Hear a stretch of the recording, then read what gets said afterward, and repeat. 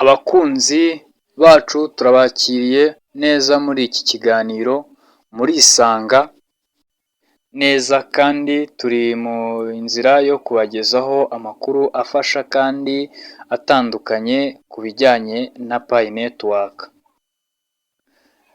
Muri iki kiganiro tukaba tugiye kurebera hamwe amavu n'amavuko ya Pi Network n'icyo izamarira abatuye isi muri rusange by'umwihariko abaturarwanda.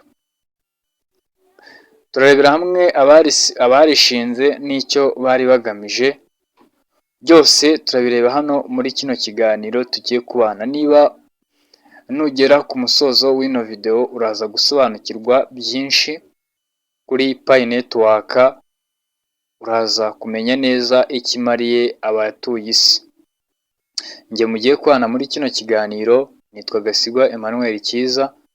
Reka mbanzemo ikaze umuntu wese wakanze subscribe kandi nongeremo ikaze n'umuntu mushyashya uri muri kino kiganiro kamubwira ati welcome, uri umuntu w'intwari cyane kuba wahisemo ino video, uri umuntu w'ingenzi, uri imfura cyane. Wibuke gukanda subscribe kugira ngo tubane muri video zitandukanye zose tuzagenda tunyuzaho by'umwihariko zivuga kuri Pi Network, niba nawe uri muri runo rugendo rwa Pi Network. Pi Network rero nk'uko twabivuze ni ikoranabuhanga rishya rikorera ku isoko rya cryptocurrency, rikaba ryaratangijwe mu mwaka wa 2019 n'itsinda ry'abahanga batatu bakomoka muri kaminuza ya Stanford. Aba hakaba harimo Dr. Nicholas, hakazamo na Kokairs na Dr. Cheng Dion na Dr.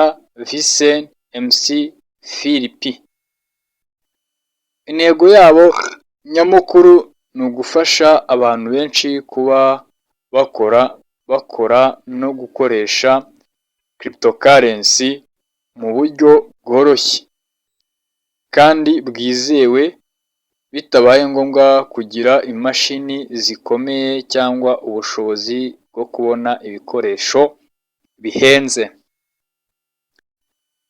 Pi Network ni uburyo bwa cryptocurrency butandukanye kuko bukoresha uburyo bwa proof of stake, aho abayikoresha bashobora gukora ibikorwa byoroheje nk'ubufatanye n'abandi cyangwa gutanga inkunga muri network kugira ngo babone izo Pi. Iyi sisiteme ituma buri wese ashobora kuba umunyamuryango w'ikigo cy'ubucukuzi bwa cryptocurrency atitaye ku bikoresho by'ikoranabuhanga bihambaye cyangwa ubushobozi buringaniye.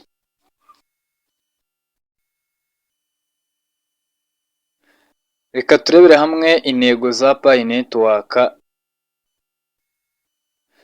Intego za Pi Network, intego ni uguhindura uburyo bw'imari no gutanga amahirwe yo gukoresha cryptocurrency ku bantu bose.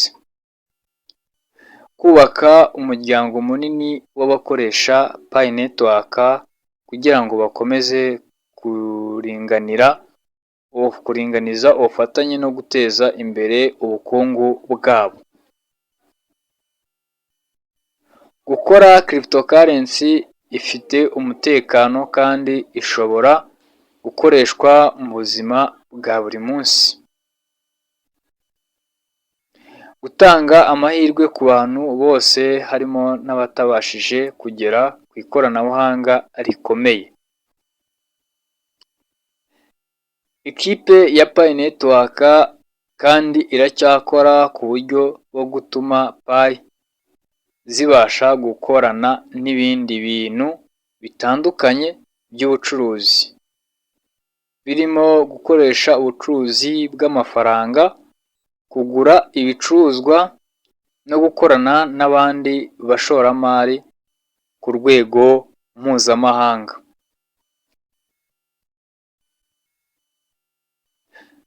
Ikindi kandi Pi Network yakomeje kwigarurira umubare munini w'abantu, aho kugeza ubu ibarura abayikoresha barenga miliyoni 50 ku isi hose.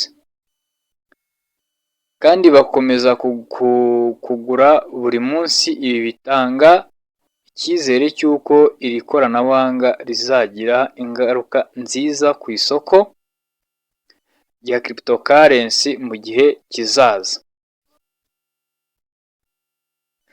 Ibi biterwa n'uko abantu benshi bashobora kuba bayikoresha kandi bagatanga inkunga yo gukwirakwiza iyi sisiteme, ibintu bitarabasha kugerwaho n'ama cryptocurrency asanzwe. Muri gahunda ya Pi Network, umuntu wese ashobora kwiyandikisha akaba umunyamuryango binyuze mu dushya porogaramu, mu gushyira porogaramu ya Pi Network kuri telefoni cyangwa Android, aho abona amahirwe yo guhera ku rwego rwa rutoya node akajya agerageza gucukura Pi atitaye ku bikoresho bihambaye, by'umwihariko abantu bagira amahirwe yo gukusanya coin muri Pi. Binyuze mu bikorwa byoroshye nk'uko twabivuze mbere. Ni ingenzi ku bantu bifuza gukoresha Pi Network kwitondera uburyo bashyira mu bikorwa ibikorwa byabo, kuko itanga amahirwe yo gutangira bakiri ku rwego rw'ibanze, ariko nk'uko bigaragara amafaranga cyangwa inote zishobora kuzamuka igihe Pi Network izaba igeze ku rwego rwiza rwo kubyaza umusaruro Pi Network. Ubundi intego nyamukuru ya Pi Network ni ukugera ku rwego rw'ubukungu bwo mu rwego rwa decentralized financial, aho abantu bashobora gukoresha Pi mu buryo bworoshye batitaye ku buryo bw'imari bw'amahanga cyangwa izindi nzitizi zishobora kubangamira ubukungu bwabo. Ibi kandi biratanga amahirwe ku bantu bose bafite smartphone, aho bashobora kubyaza umusaruro ku buryo bworoshye bakorana mu buryo bwo gukorera mu bucuruzi bw'ikoranabuhanga. Nyamuneka niba uri mushyashya wibuke gukanda subscribe, ukore no ku nzogera kandi wandike no muri comment. Ikindi ni ikoranabuhanga rizagira uruhare runini mu guhindura uburyo dushaka gukoresha amafaranga ku isi hose. Soza mbabwira ati niba ufite ikibazo cyangwa ushaka kumenya byinshi kuri Pi Network, ntago ugomba kugira ikibazo, kuko kuri Yes TV Rwanda nanjye ubwanjye mari tuzajya dukomeza kubagezaho amakuru agezweho kandi yizewe.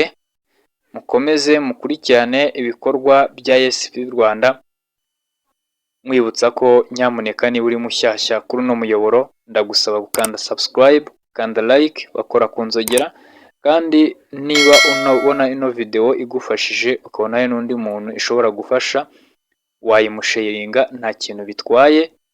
Twagumya kubana mu zindi video zitandukanye zigendanye na Pi Network, byinshi tuzagenda tuganiraho, amakuru atandukanye ayanyuzeho uwo munsi mashyashya, byinshi muzagenda musobanukirwa. Niba waratangiye n'urugendo, nyamuneka bana natwe paka kugeza igihe tuzabona umusaruro w'iyi cryptocurrency wa Pi Network.